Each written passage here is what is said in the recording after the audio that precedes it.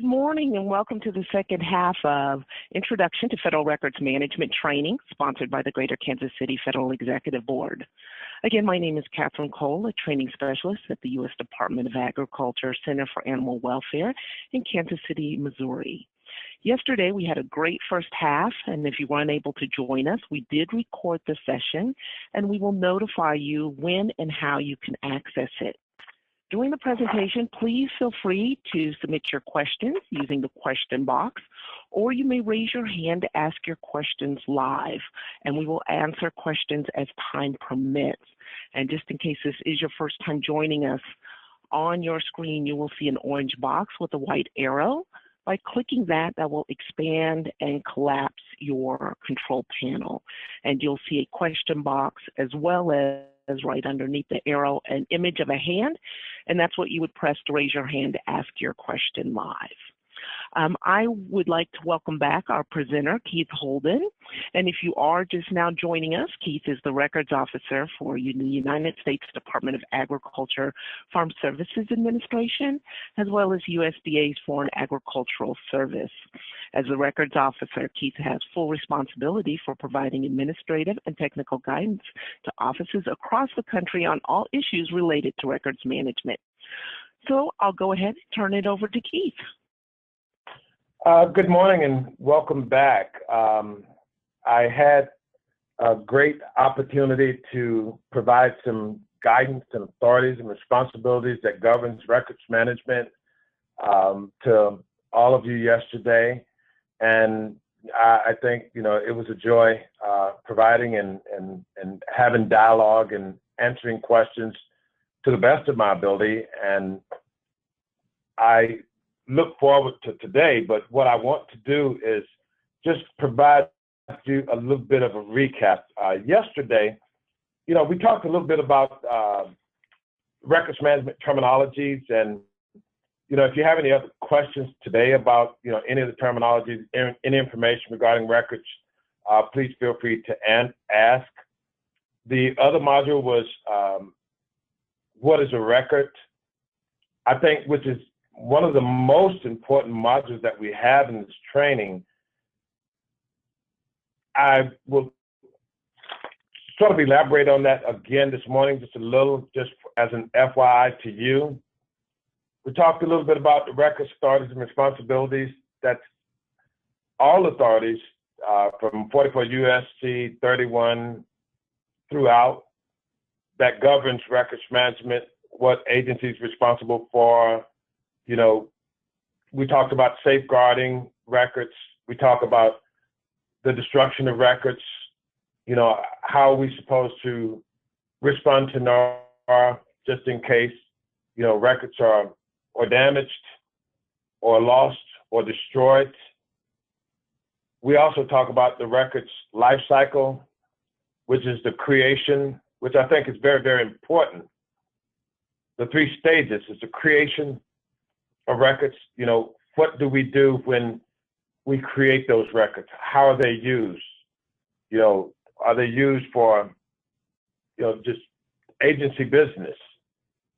How are they maintained, the maintenance and use aspect?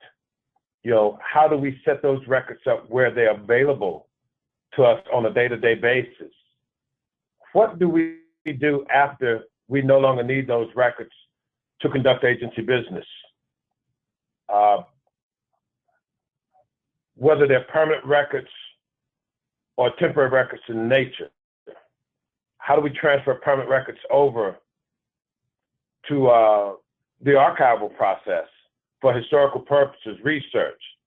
So we talked, throughout about quite a few of those things, a little bit in depth. And again, if you need to ask questions about more of those, I'll be more than willing to answer.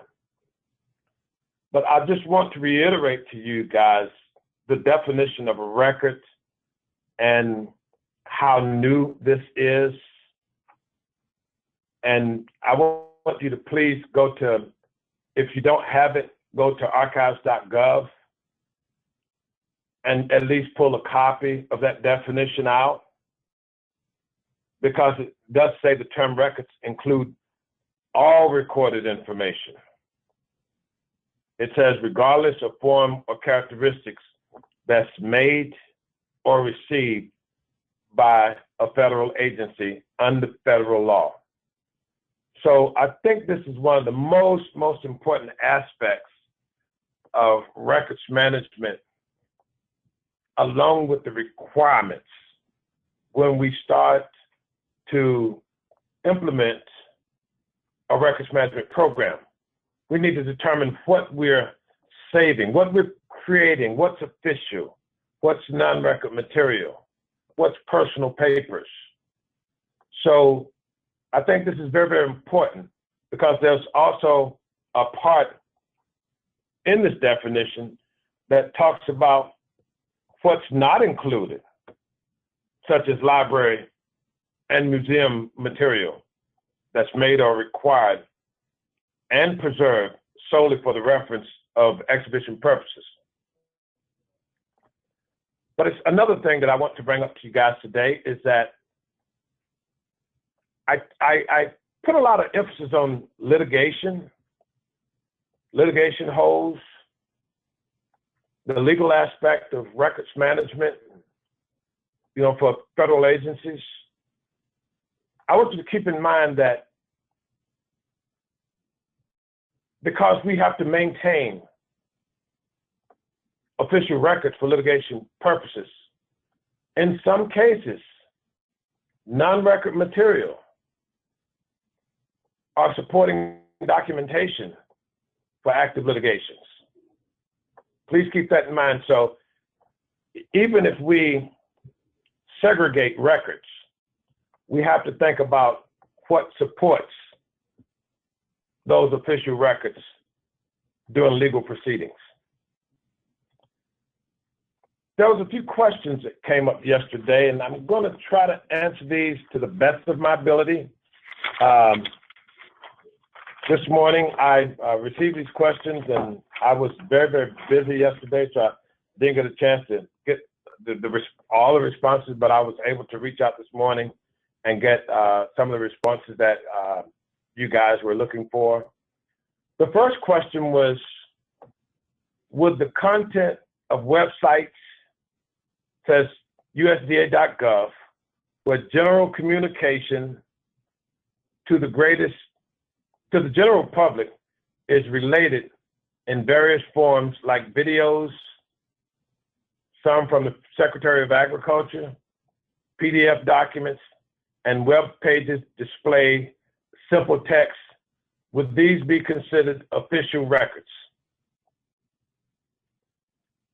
The answer is that if the general communication to the public can serve as evidence of an organization, functions, policies, procedures, operations, or other activities of the government, or because of the informational value in them, as identified in the 44 U.S.C. 3301, then yes, this type of documentary material would be considered an official record. The next question was, are simple nightly and weekly backups of agencies, servers that host mission-related applications sufficient to satisfy electronic record requirements? A large number of these backups are only kept 30, 60, or 90 days and then deleted as newer backups are created. Does this meet records retention guidelines? The answer is,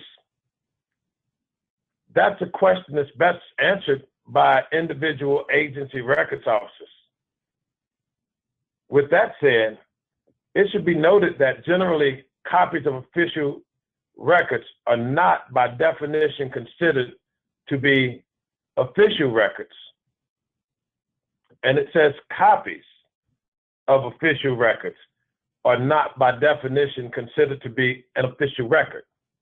But it says copies of official records, such as like those maintained on the electronic backup media, are considered non-record.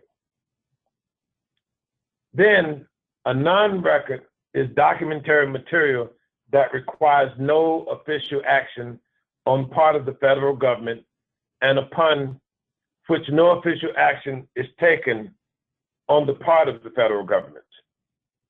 A non-record is a duplicate copy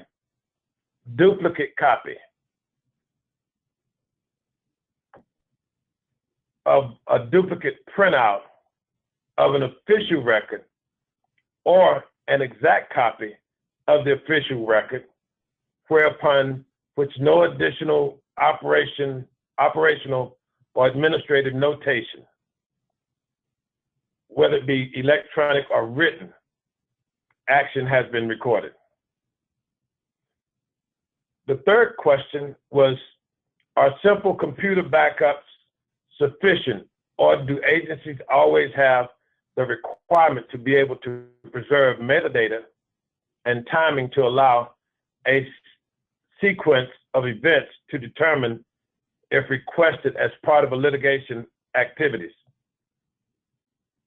Again, that's a question that's best answered for agency records officers because some agencies do things different than others. However, it can be in a litigation environment for the federal government to be asked or compelled to provide electronic records with the metadata intact. And the reason for this is that electronic records are easily subject to change. Only by obtaining metadata can the legal system be sure of the state of the electronic document at each given point in time. The next question was, the department provides a Facebook-like system called USDA Connect. A large number of agencies are using the tool to create communities, some of which are used to conduct business within the agency, as well as communicate with external business partners. Some communities are used to communicate about health and wellness programs. Is this type of system subject to the records management practices mentioned in this course? Yes, because the information can serve as evidence, again, of the organization's function, policy, decisions, procedures, operations, or other activities of the government, or because of the informational value of data in them, which is identified in 44 USC 3301, which I sort of discussed that authority in length yesterday. There's really a lot of information in 3301. The next question was records management and emails. Do all emails need to be recorded through a subject record management method? Oh, and that question was disregarded. But again, that is the question that's best answered by the agency records officer. However, most emails are official records and must be handled in accordance with the approved records retention disposition schedule. The next question is, in your opinion, is it better that we move to digitize files? Again, that's individual agency records officers question. However, from an opinion perspective, digitization of information represents the future. And I've talked about electronic formats, the direction that most agencies are going in. So, because the retention of paper records represents the past, not the future. And again, we still have print to file policy here, but we're moving towards digitizing. Everything's going to be in electronic format.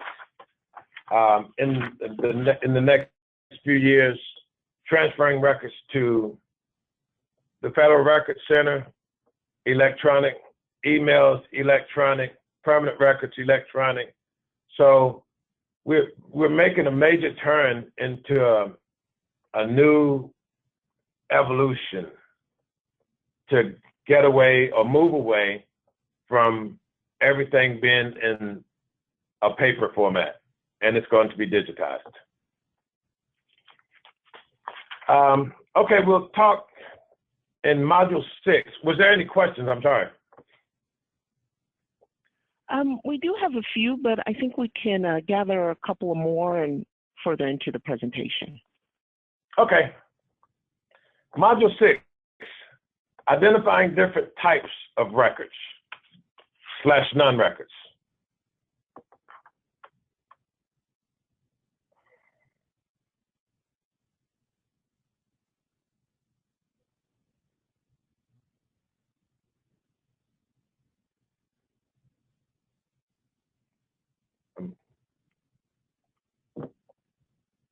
Trying to move it forward, Catherine. Oh, okay, Keith. I thought we may have lost you. Okay, no. Okay, identifying different types of records. We'll talk a little bit about non-records, personal papers versus government papers, emails, permanent and temporary records, administrative and program records, and different file types.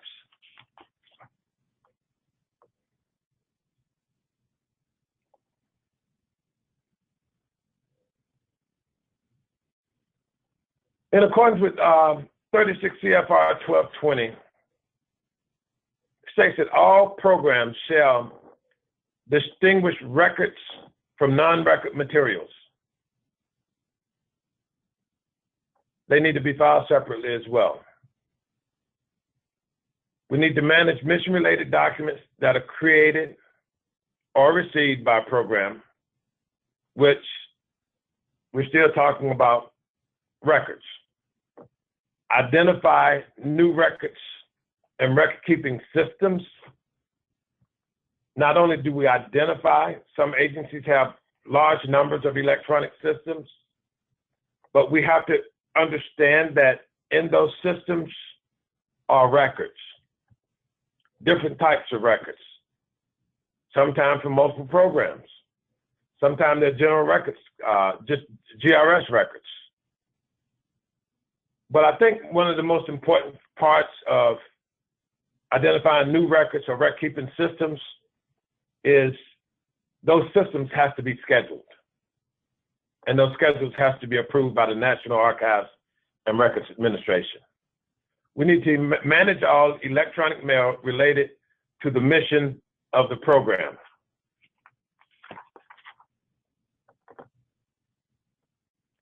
Keith, it looks like we've got an increased delay. Could you move your cursor a little bit and let's see if we can't get you reconnected? There we go. Go ahead and try your page down or enter.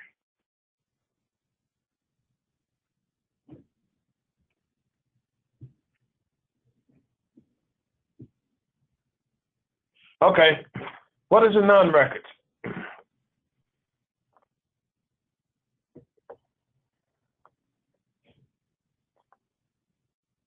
According to 36 CFR 1222.14, a non-record is documentation owned by the government that does not meet the condition of record status. I think that's important, and I think you should, do a little bit further research for your own self-satisfaction. Look at 36 CFR 1222 to get a clear understanding of the difference between an official record and what's non-record. It says meet the condition of a record status, or that is for official purposes specifically excluded from the status of a record. Again, we saw what some of what non-records are when the official record definition was redefined, and it included library museum material. You didn't see stocks of publications. We receive things like this every day, in all federal agencies, all different kind of magazines, different news articles. You know, everybody wants to sell you something. So when we receive those, you know, magazines and booklets, we need to file those publications separately from our official records. And it says they may be disposed of accordingly.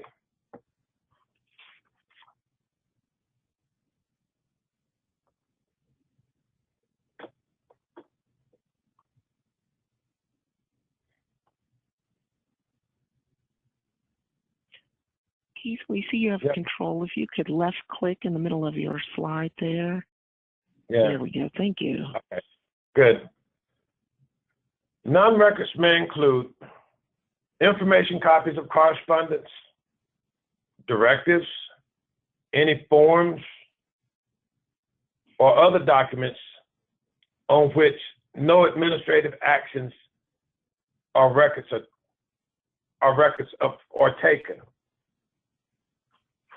Now, when we talk about forms, there's a difference between a form that's been filled out versus a form that has no information that's created, but it's just extra copies of the official form that was actually created by the form section.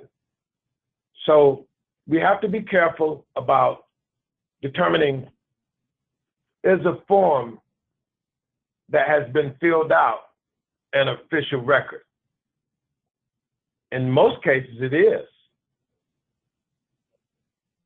especially when they're signed and especially when it's used to conduct agency business. Non-records also include routing slips, transmittal sheets that adds no informational value, any tickler, follow-up, or suspense copies of correspondence, provided that there are extra copies of the original, any minor format changes to a draft. Please keep in mind that drafts, the initial draft is the official record until it's finalized. When you start changing those drafts, sending those drafts out to multiple sources for review, edits, those copies are reference copies only. Once that information is transferred over to that main copy, you know, if you want to keep that for your own reference, say for instance, like drafts of budget documents, any type of written proposals in your office in draft, once the actual proposal is finalized and signed off on, you only have non-record or reference material. And there's no need to keep it unless you want to use it for, you know, for maybe next year's budget or just as an example of what you guys did the year prior. But this is merely non-record material. Non-records also include any extra copies of documents that's printed or processed documents for which the official record exists. Again, when that official record exists somewhere, that's the official record copy. Anything else, it's non-record material. It says such as current or superseded manuals. Once another manual is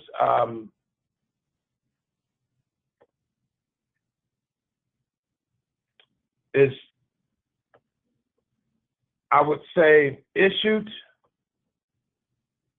then that old manual, the new manual supersedes the old. So it says superseded manuals maintained outside of the office that's responsible for maintaining the record copy. They are non-record material. Anything such as catalogs, trade journals, or other publications that are received from other government agencies, any commercial firms, And that's why I was talking about those publications, anything that come in the office, any booklets, any sales magazines, that has no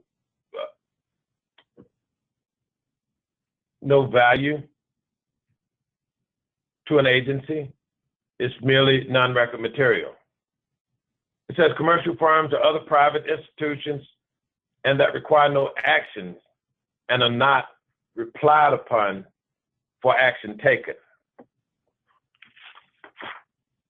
It says removal of records or non-record material. Please keep in mind we still need to manage non-record material.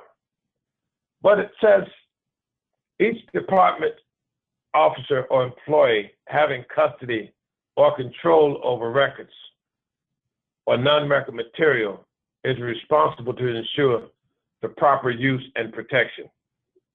Still have to protect it. Remember I talked about some non-record material is supporting, it could be supporting documentation for litigation. So we have to keep that in mind. What purpose is that non-record material used for within the agency? Does it support something? Does it support a business or a business process? So we have to ask ourselves the question when we're looking at something that's created. And I'll give you an example. A triplicate of an invoice, something that's purchased. When a delivery guy comes, he has 3 different copies, and you sign off, he gives you 2. Is it a record copy? Is it non-record material? What business purpose does it serve? It does serve a purpose because it's something that we purchased.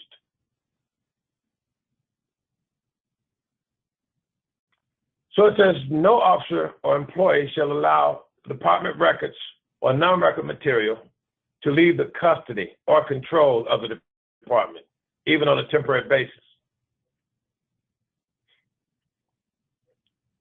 There's an exception to that, to some degree. It says other than is authorized. And the reason I say it's an exception, I want to use the invoice, the triplicates. One goes back to the deliverer. One goes to our office, which is our official record copy, or your agency copy. One may go to procurement.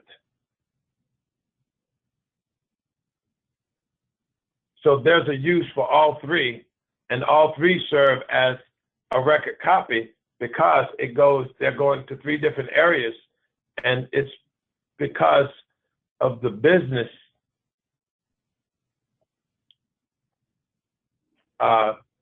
which is the reason that, those documents become a record copy. There was money used. There was probably from procurement, there was a bid, on the company. Then there's a particular office that purchased an item. So each document serves a different purpose.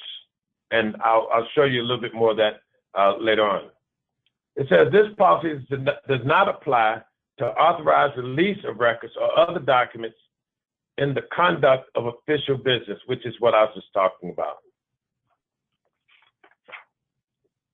It says non-records still need to be managed. We need to minimize the volume of material. We need to arrange by subject,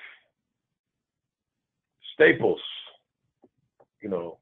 supply purchase, furniture purchase, contractors, the source type, the title, or a number, a contract number, purchase order number, case number. We need to index if necessary by subject name, title, or author. Save electronic technical reference files in a separate directory. And we should not interfile non-record material with official record copies. Here's what I was talking about when I talked about multiple record copies. It says several copies of a single document or form may have official record status, such as a purchase order. It goes to three different areas. It says each record serves a different purpose, and it documents a different function.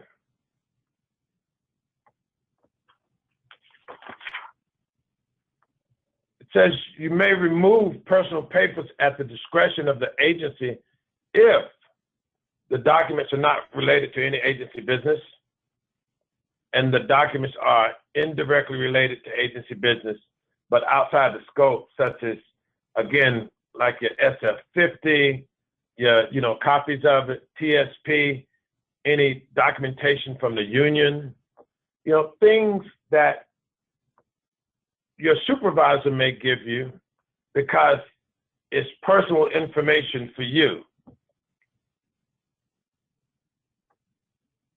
but it does not relate to the agency business.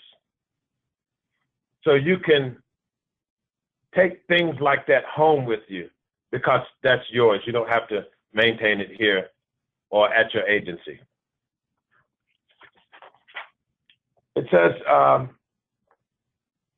personal papers can also include business or professional files created before entering government service. Files related to previously held positions, which are yours. Political material that you brought, which are yours. And reference files, something that you're referencing back to. But it says private files bought into, created, or received in the office, such as family and personal correspondence and material,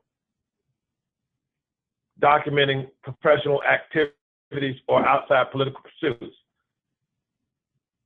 If you have no use for personal papers in the office, maintain a filing system at home and keep it there.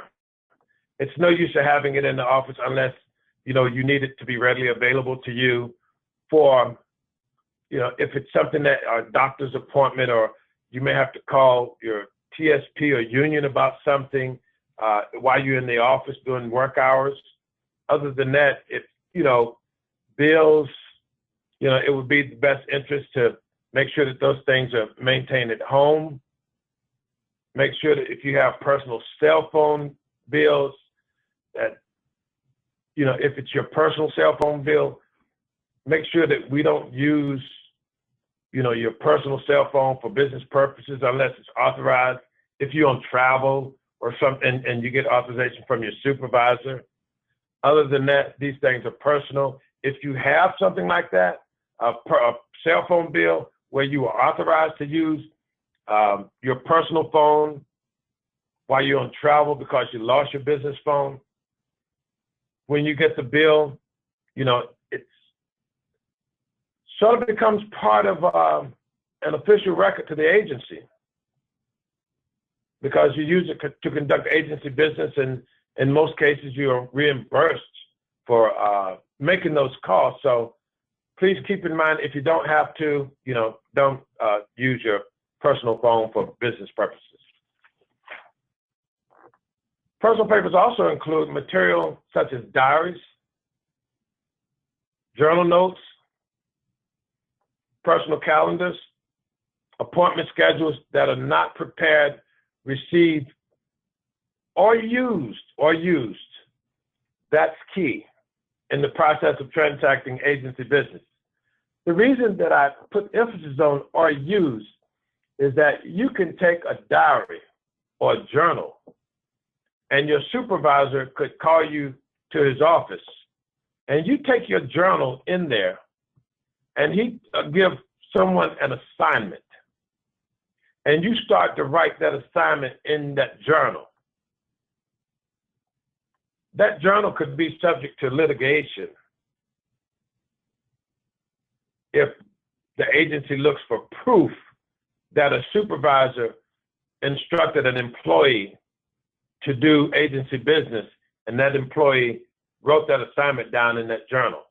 It becomes part of the agency business then, and that whole journal could be reviewed to see if there's any other business notes in someone's personal journal that they use to conduct agency business, such as for assignments. It says label file cabinets and/or drawers as personal papers. Government records says work-related documents that belong to the government, period. Prior to departure, employees, including contractors, must turn over all government records to their supervisor, whether it's electronic or paper, in any format. It should be transferred over to your supervisor because there could be projects that you're working on that it's not completed and someone needs to continue to work on those projects. So before any employee depart the agency, they should schedule a meeting with supervisors, transfer that information over. Now, one of the other things I talked about yesterday was the exit clearance form. The 11062 that we use in our agency is strictly for records management. And there's questions on it. You know, have you turned over any electronic documents? Have you turned over any projects that you're working on? Do you have information that's subject to litigation? If you do, have you transferred that information over? So please keep in mind, work-related records need to be transferred over prior to departing the agency. The responsibility for maintaining electronic mail, email records. Let me mention something to you that I'm sure it's across all agency lines. Federal employees may not create or send records, document, email, or text messages using non-official accounts unless the employee either copies his or her official electronic messaging account in the original creation or transmission, or forward a complete copy of the record to his or her supervisor, his or her official electronic messaging account, not later than 20 days after the original creation or transmission.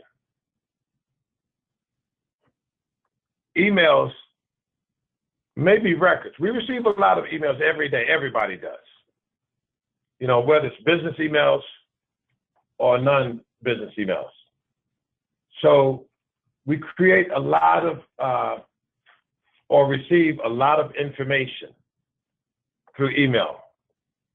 And it says emails that are created or received for action are official records if they meet the criteria of the statutory definition of a record. But remember, it says all formats. That is, the email documents the agency mission or provides evidence of agency business transactions. Deleting emails. Emails that are not official records may be deleted when no longer needed according to agency policy. Catherine, I think we have a poll question. Yes.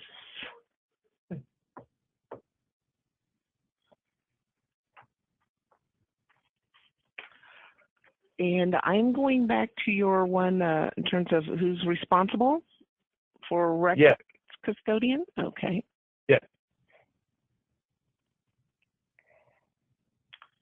So, no, it's number 2. Who's responsible for agency records?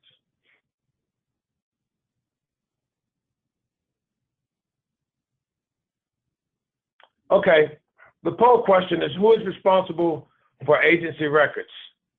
Number A is the agency directors. B, contractors who work at your agency. C, records custodian. D, all of the above.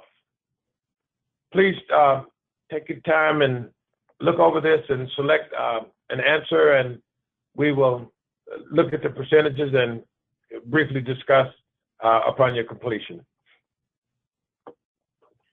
And if you're just joining us today, please make your selection on the screen and select submit. Thank you.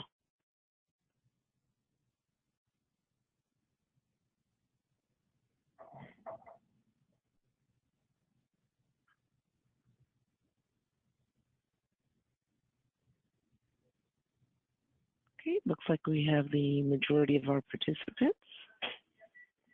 Okay. So who is responsible for agency records? Everyone. It's D, all of the above, which is 94% selected. Everyone that's in your agency has a records management responsibility. Under 44 U.S.C. 3101, it talks about federal agencies' responsibility. Nothing in there said exclude.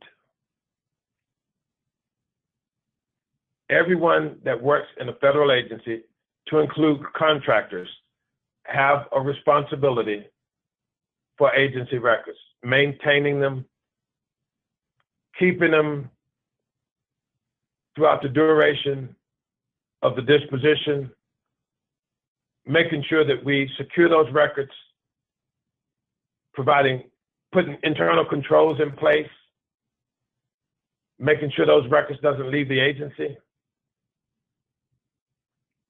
contacting your supervisor if you suspect someone taking records from the agency without authorization. So everyone has some responsibility for maintaining agency records. Everybody has a responsibility to ensure that, there's record-keeping requirements are enforced throughout your agency. You would think it's just management, but everyone create a record at some point or another. And they have to do something with those records. They have to label folders. They have to create file plans. They have to set those records up. They could be, it could be a file room, one master file area where all records go, lease records or budget records, and the supervisor's office could be personnel records. It could be T&A records, but we all have a responsibility to make sure that we have oversight and maintain agency records according to the records management authorities and responsibilities.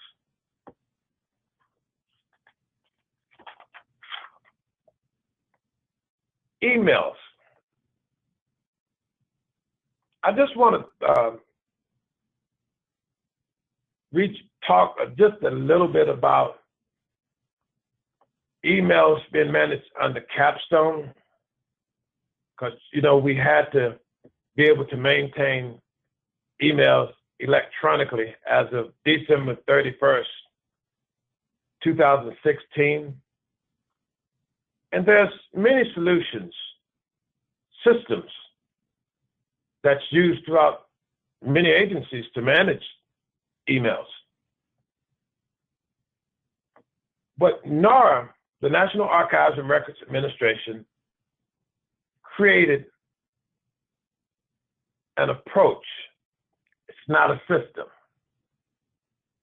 It says the Capstone approach offers agencies an option of using more simplified and automated approach in managing emails that allow for the categorization, taking out the junk in emails, and scheduling of emails based on the work and or the position of an email account owner. And using the capstone approach, what happens with our agency is we identified capstone account holders. And there's the National Archives created 3 different schedules. And we have different levels that we use to identify records based on the capstone officials and the retention. At certain levels, those emails become permanent with the emails of capstone officials, which it says capstone officials are senior officials designated by account levels or by email addresses. And that information is captured based on, whether it's the secretary, deputy administrators, directors, 15 or above. And the way that we were able to do that is I had to create the NARA Form 1005, which is a verification for implementing this GRS 6.1, and identified all the capstone officials which had permanent records. The other accounts and schedules that NARA created under this capstone approach was emails of non-capstone officials, which says email of all other officials. You got branch chiefs, staff, subcontractors. That's not included in the actual capstone officials accounts. It says all other except those in 012. That's at the bottom. And the schedule was deleted when 7 years old, but no longer retention is authorized if required for business use.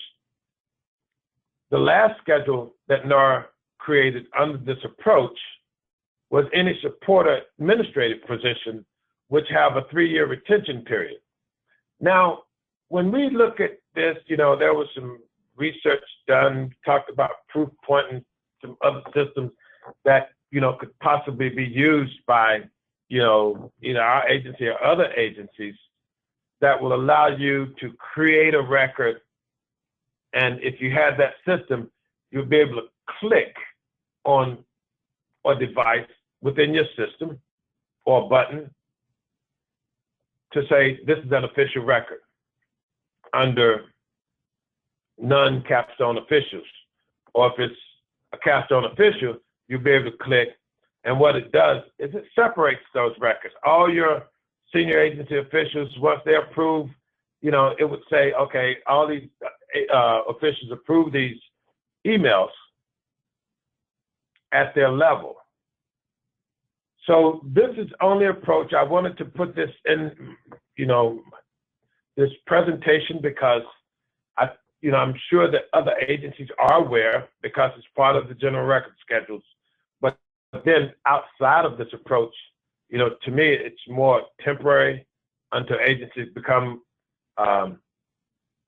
or get a more permanent fix, to identifying capstone account holders.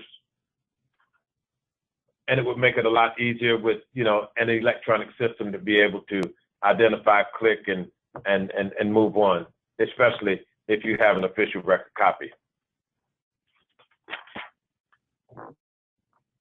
Module 7,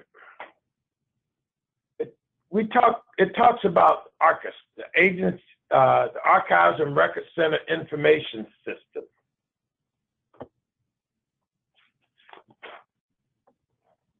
What ARCIS, it was implemented in 2009. There was a lot of things that tweaks that the system had to make before it was actually rolled out to agencies.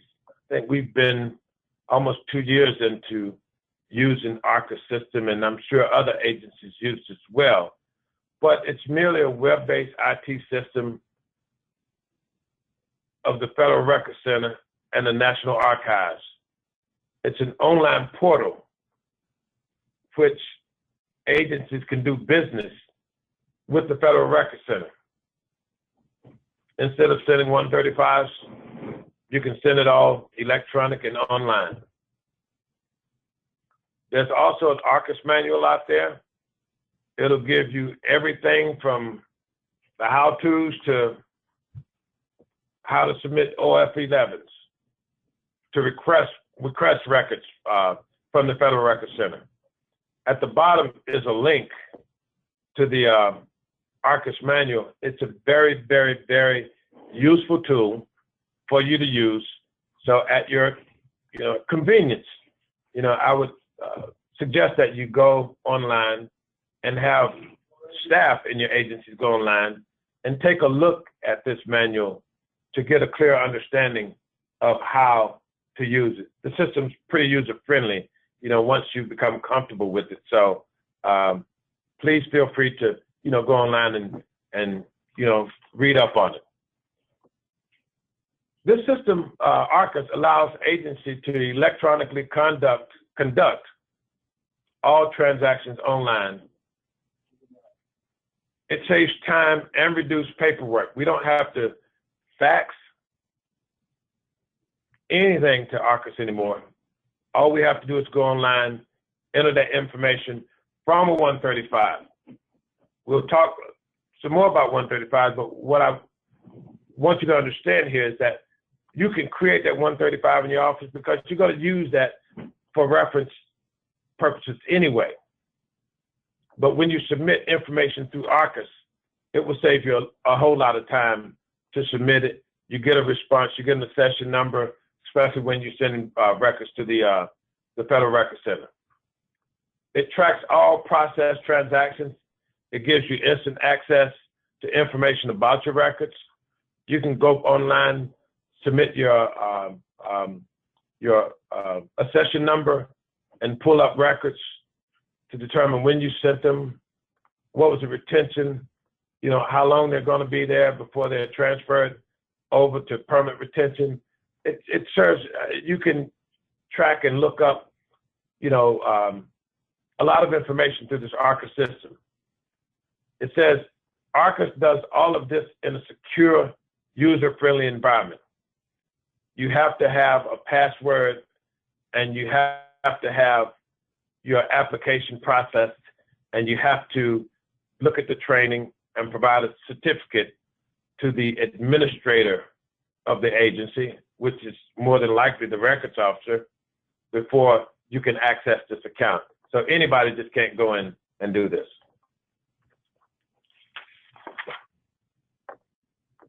We completed our implementation in 2015, and all of our transmittals and requests for records from the Federal Record Center is submitted through ARCIS. We were able to be given a little grace period after we implemented the system, just to give people time to kind of work the kinks out. And after that, we're no longer able to retrieve records from the Federal Record Center using a paper process.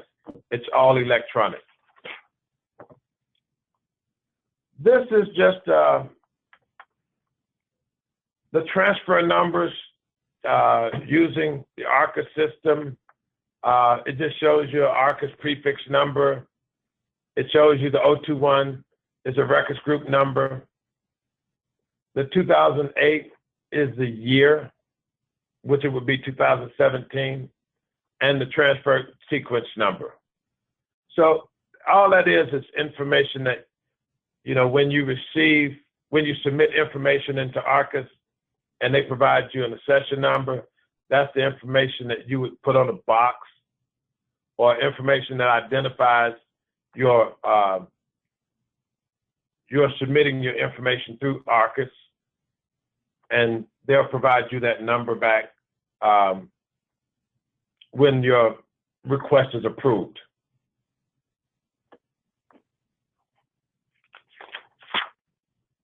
Again, the forms that we have always used is the form OF11, a reference request, when you're requesting information from the Federal Record Center.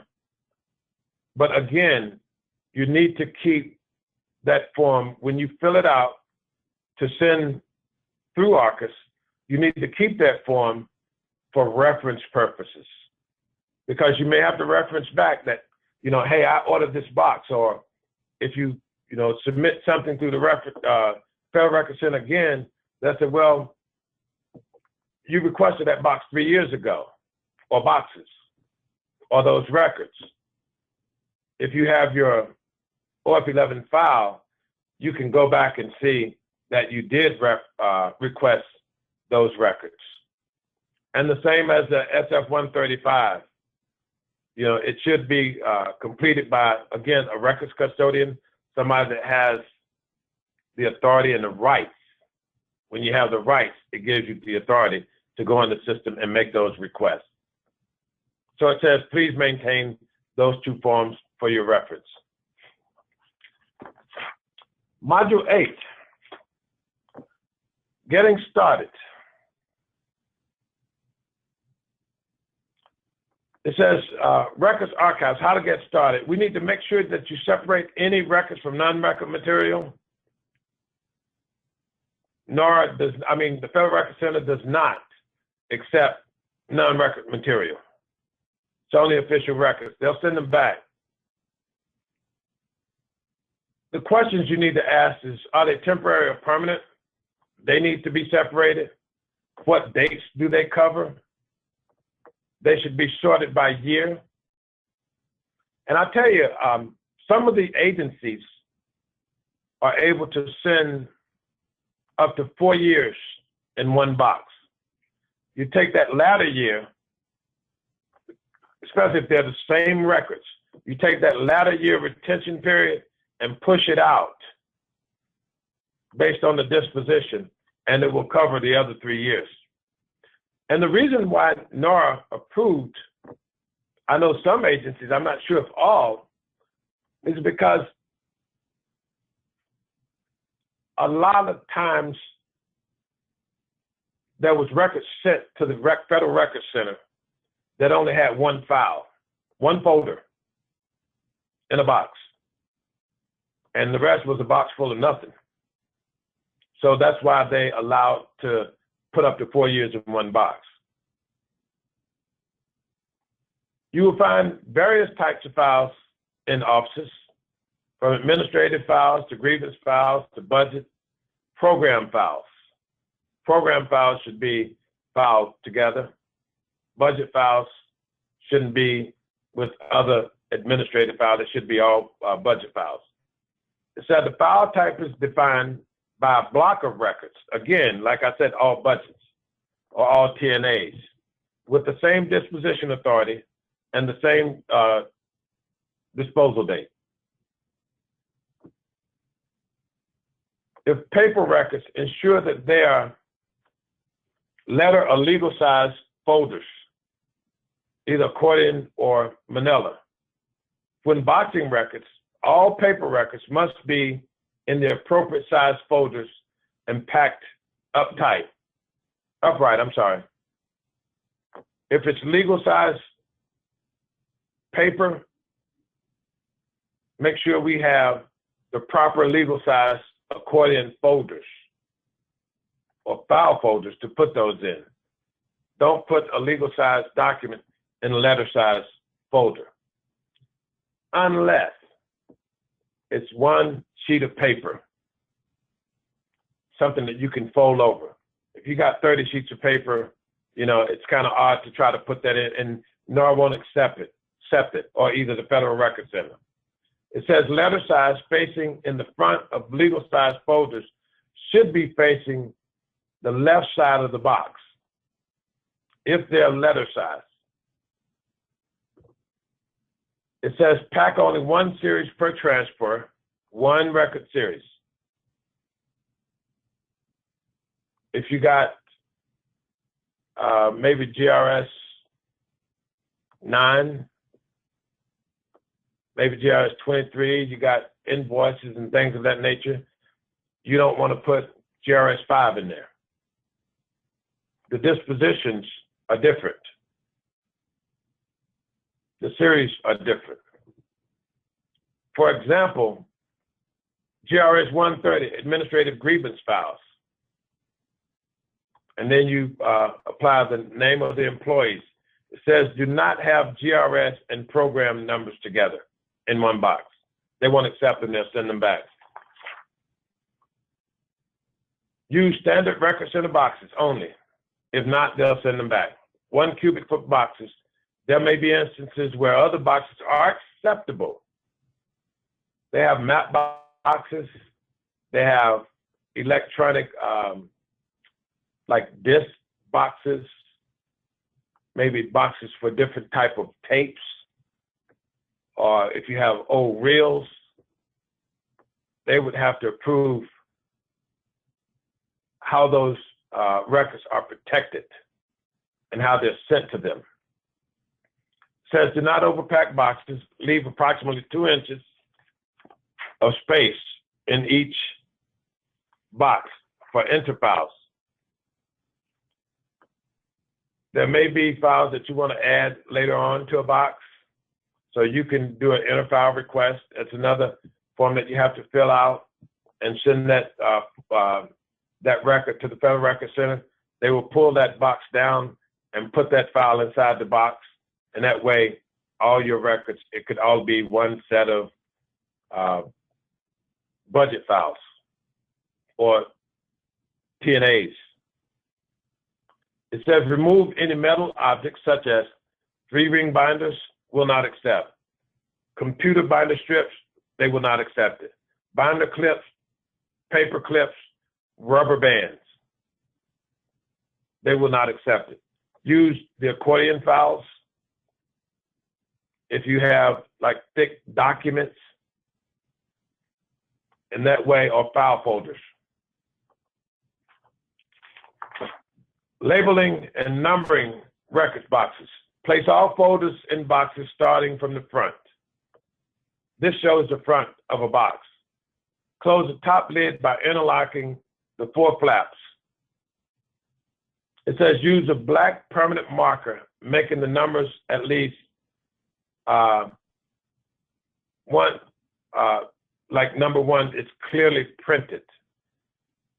And the reason that they're telling you this is that prior to getting your session numbers, please don't put anything on the box, the front of that box, where it says the box numbers. If you have 10 boxes, use a pencil. And if it says 1 of 10, 2 of 10, all the way up through 10 of 10 in pencil. Because if there's an issue with the box and you have to take that box out, maybe it's 5 of 10, then you can erase the information on those boxes and you can use the same box by just renumbering them. If you use a marker, they won't accept if you put some white out on it, try to erase it. You know, trying to erase a black magic marker doesn't work. So the session number is just a 3-digit group number. It's your record group number. The 145 are, these are our record group numbers. The 2-digit is the fiscal year. And the 4-digit of the session number is assigned by the Federal Record Center. Nothing else should go in front of this records box except what you see. No other writing, no description of what's inside, no personnel records or budget records. Don't write anything on there other than what you see. Don't use a magic marker to number your boxes to after you get the session numbers. When you're applying the session numbers on the box, then you can use the magic marker for the numbers that you put on for your box numbers.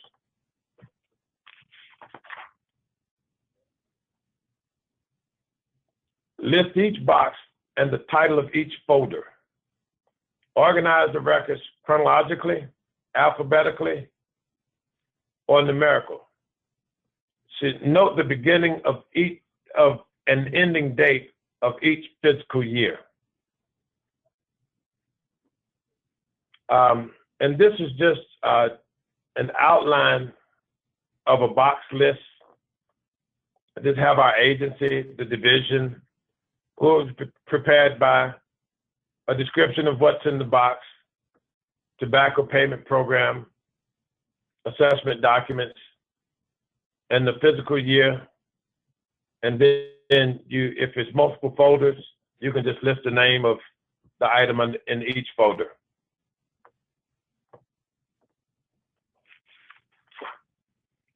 Archiving mixed media.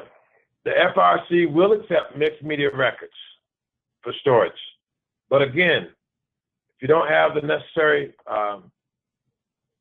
boxes to fit this media, the Federal Record Center do have some boxes that'll hold CDs, some diskettes, tapes. If they don't, they will tell you what would be best used for shipping this type of media to the Federal Record Center.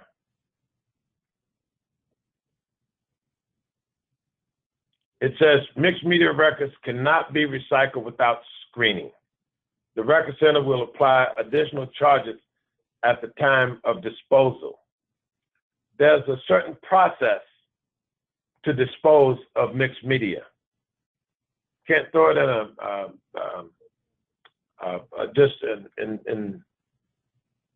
a shredder. It'd have to be a certified shredder that's able to destroy CDs or diskettes. So again, they will charge you additionally for that. So SF-135.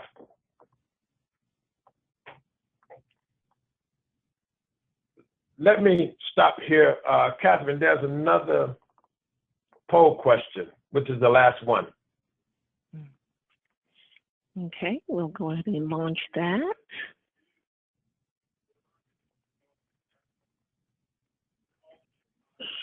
Please make your selection and hit submit. All federal agencies can destroy permanent records. True or false?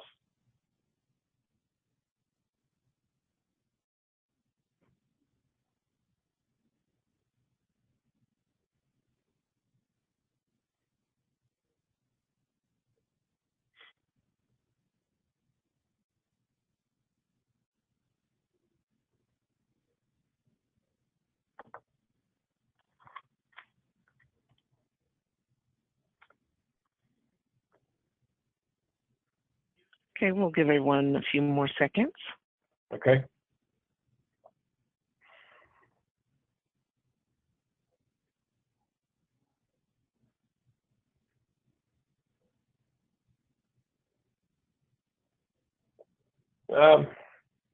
Okay. All federal agencies can destroy records. There was an overwhelming 90% of you said false. That's the correct answer. No federal agency can destroy permanent records. No federal agency. Permanent records cannot be destroyed. Once permanent records reach their life cycle, they're transferred into NARA custody for historical purposes. It's called preservation. They're preserved for research. So please keep in mind that if you have permanent records will include unscheduled records until the schedule is written and approved by the National Archives. But if records are written, there's a schedule for permanent records. Please apply the schedule to those records. Because if they're permanent, we may have to maintain them in the office for a few years, for 5 years, send them to NARA for 15 years, to the Federal Record Center, and then offered to NARA after 20 years. When you're offering records to NARA, you are transferring custody, which means your agency relinquishes the custody of those records, and they become the custody of the National Archives and Records Administration. Do not destroy permanent records. If you're in doubt, contact your agency records officer.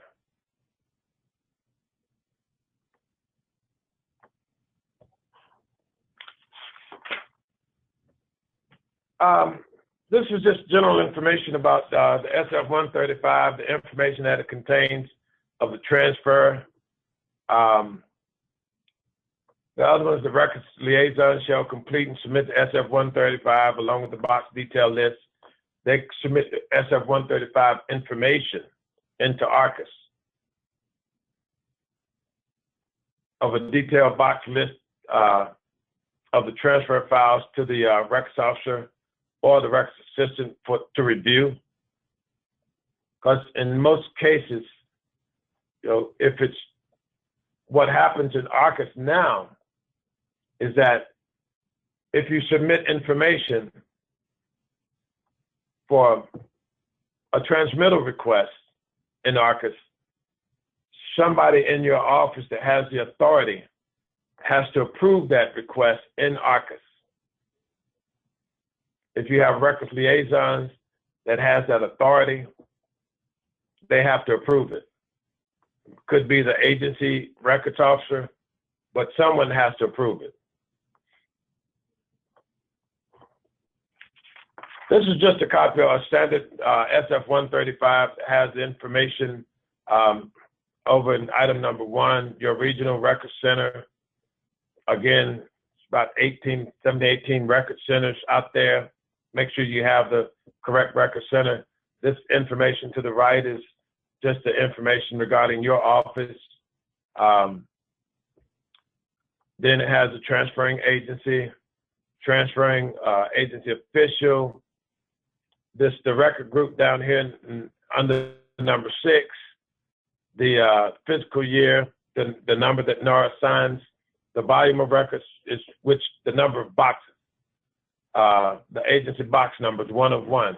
Could be 1 of 1 all the way through 1 of 10. A description of the records, U.S. MSD timesheet records for FY01, the disposal authority, the GRS schedule 7.5, and the disposition is destroyed when 7 years old, and the disposal date. The disposal date is key to this 135 because what happens is once that disposal date is up, they will send you a notification. It's a 13001. It's a notice of eligibility for disposal with this information on there because this is not permanent, they're temporary. And they'll ask you, they'll let you know that the disposal period is up. Do you want to destroy it?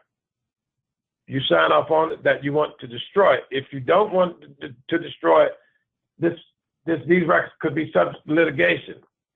They say if you do not want it destroyed, provide an explanation on that form. And you'll just provide an explanation. These records are subject to litigation, and they won't destroy it. They'll maintain it.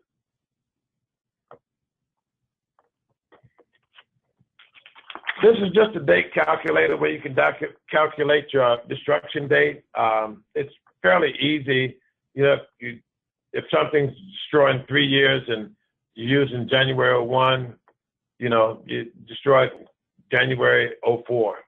So I'm not sure how many people use it, but it's a useful tool if you need to. And here's the link at the bottom that you can use. But most retention dates are pretty straightforward. So, but if you feel like using this, you can go on the Archives website and use this. This serves as a useful tool. It says, you submit your 135 and box list through ARCIS. it must be approved in ARCUS by your records liaison before the records are sent to the regional records, Federal Records Center. Permanent records are reviewed and approved by the National Records Center archivist. That's a different area of when we transfer in permanent records. We transfer those to ERA, the Electronic Records Archive System. And this is just when shipping boxes, your agency must arrange for shipment of their records within 90 days after receipt of the approved 135. That means once the Federal Records Center approves your shipment in ARCUS, you have to ship those records within 90 days after receipt. If you do not, it's voided out, and you have to resubmit your request again. Unexplained delays of more than 90 days will result in the FRC canceling the accession. The agency will then be required to resubmit in accessioning paperwork. Remember, when we send records to the Records Center, meaning all agencies, NARA charges $42 for each submitted 135. So make sure if you have all your schedules correct, it's 10 boxes of all budget records. Submit them all on 135. It's a $42 charge for that. If you submit them on 10 135s, that's 10 $42 charges.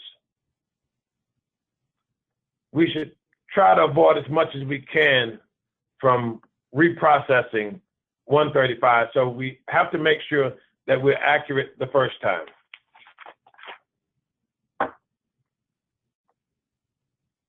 Shipping, inquire about shipping requirements before shipping records to the Federal Records Center. It all depends on what you have. It all depends on the amount. It says the records are being transferred to a short distance by government vehicle for 50 miles or less. Then the flaps of the boxes need to be tucked in.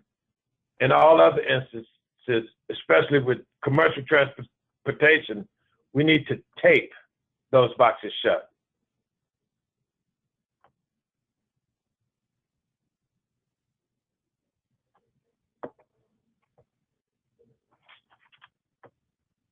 A lot of agencies, I'm not sure, which ones, but some use a blanket purchase order under UPS accounts.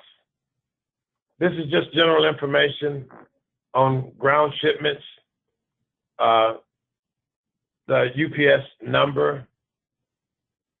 For freight shipments, a little bit different. You have to call UPS and request a freight shipments, especially if you have pallets, 50 boxes or more. It's a different method. It's different shipping, different UPS trucks have to pick those up. Could be multiple pallets. So it could be, used tractor trailers to pick them up. So again, you just check with check with the Federal Records Center regarding shipping, pallets. This is the end of the presentation. I'd like to say it was a joy. Thank you for allowing me to provide you records management information. I look forward to being able to do this again, if possible, in the future for you all. Is there any questions? We do have some questions, and I just want to let everybody know that I am sending Keith's information through the chat box. I have also sent the link that Keith referenced earlier that related to the new file calculator. So you should have those links as well.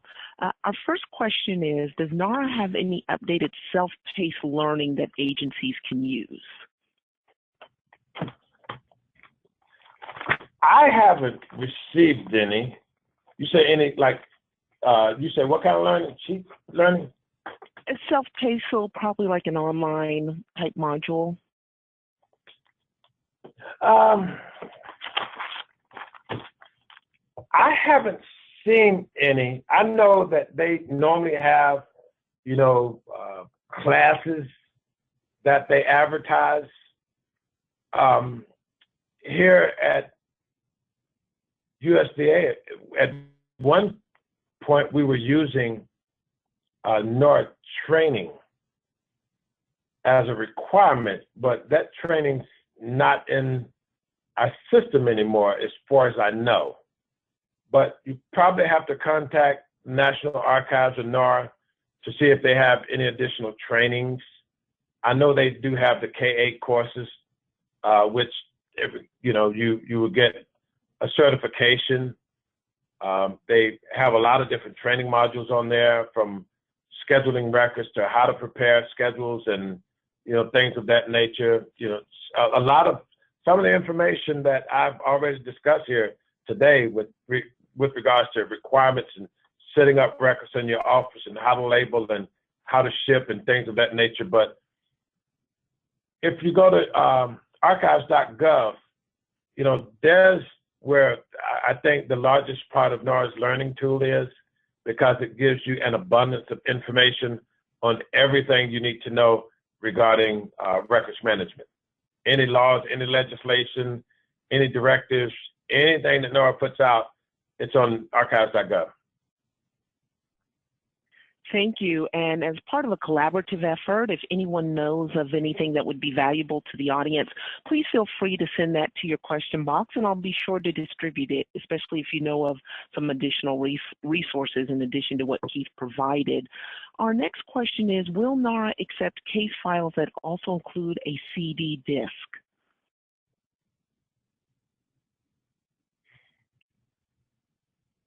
We have sent case files, but because of the CD, it's my understanding it probably has to be sent separately. But they may have different requirements for it, because for CDs, I know they have different type of security apparatuses that they use for CDs. I've never really sent CDs myself unless it was, a large amount. I've never sent them in a case file because of the way that those boxes are maintained at the Federal Record Center. They're stacked high. I'm not sure if that would be a good idea, especially over long periods of time, because CDs it's different from paper, and it's easy to crack, especially if you have a lot of information in there. Them pulling them down, the way they move some of those boxes around. So you should be very hesitant about doing that. If you put them in CD boxes, there's little racks in CD boxes where they're more secure. But I've never been inclined to send CDs in case files. They may have a different requirement, but that's something that you have to check. Thank you. Next question, aren't emails automatically filed as official records? They are digital and kept within a federal information system. Well, I think that's based on agencies, the different agencies, because we do have a system where all of our emails go. We have a contract through Microsoft.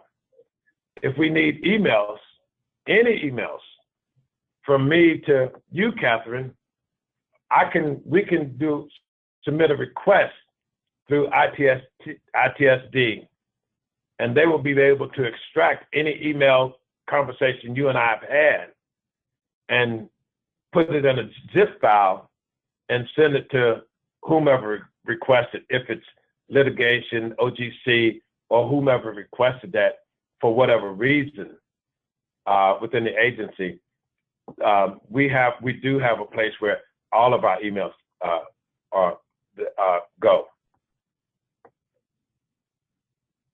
The only issue there, and I'll tell you, from this agency perspective, is that there's not a retention policy on emails that go through to Microsoft. We just have a retention policy on paper, but not on that system. Thank you. Is that clear? If anyone needs additional clarification, please send that question in. I want to remind everyone at the top of the presentation, we noted that we are recording the presentation we recorded today and yesterday, and we will let you know when we will be able to distribute not only the presentation, but the availability of the slides. This has been a success, and we're very happy for that, but we want to make sure that we have a place where you can easily access the recording and the training material without having to worry about any kind of restricted login. So please stay tuned. We will be using your registration email to keep you updated. So our next question is, I want to confirm, can we destroy hard copies of files if and when we begin using an electronic file system, for example, HP Manager? Is this correct, that we can destroy those hard copies once we use that kind of system? Well, if it's not an application and if it's a document that you're scanning in, you still need to check on your policy. If you have a print to file policy and you have the official record, you still have to apply the disposition. And I would suggest, because it's in a paper format, we should still maintain it because of the policy. If you scan it and it's convenient for your office use and you can get rid of the paper, you can send the paper to the record center and apply that disposition to that paper record. Because of the policy. If it says print to file, we still have, and remember I said, if you create it electronically and you maintain it electronically, then when you get through with it and you have no other business use, you can still apply the disposition or retention for paper records, but you can transfer it into an electronic disk and send it to storage. But if you have it, that paper copy, and some folks say, well, I can scan it so I can throw away the paper copy. Well, it all depends on your agency and what their policy is. But if it says print to file and you have an authorized signed document that's the official record copy, you have to ask yourself these questions, from a legal standpoint, is what if it's requested from a judge that you provide the original copy? A lot of times in court now, we're able to take a disc or CD instead of 30 boxes.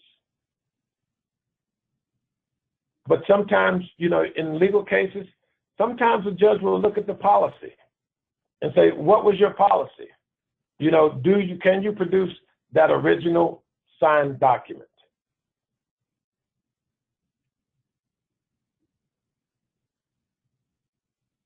So it's kind of full based on agency.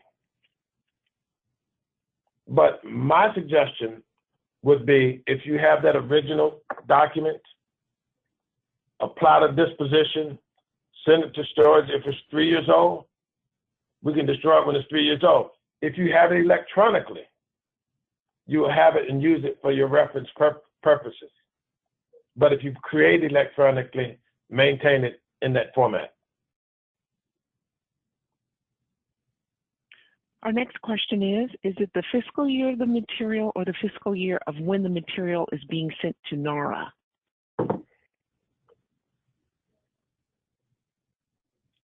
It's the fiscal year of the material.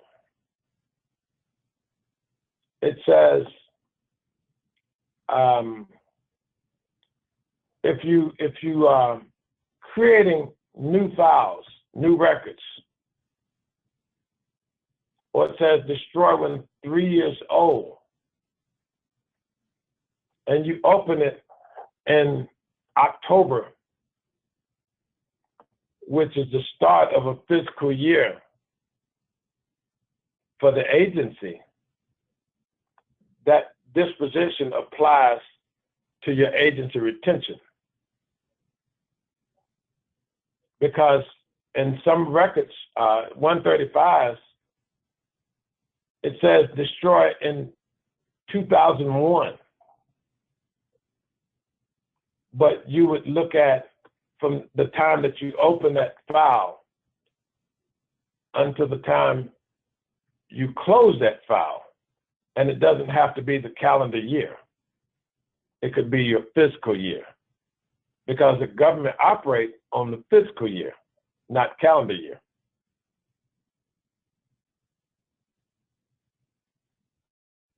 Because you see, if you saw the retentions with NARA, again, that's where that calculator would come in. It may be destroy August of 2001. It may be because if you're looking at the retention period from the time it was open. It doesn't necessarily have to be open. I mean, you can say, you know, your open date 2001. Well, now you're starting a calendar year. But if you say it's open, you know, 8/1 of 2001, that's not the start of a calendar year. It would be 3 years from the time you open it until the time it's closed. That means 8 of 2004. That's fiscal year, that's not a calendar year.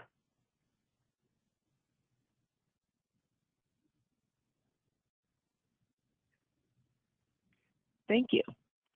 You're welcome. We do have some questions regarding receiving credit for this training, particularly from some individuals from the U.S. Department of Agriculture. It just so happens that Keith is providing this as a USDA employee, and I'm also with USDA, but this is not an official USDA presentation per se. It is being sponsored by the Greater Kansas City Federal Executive Board.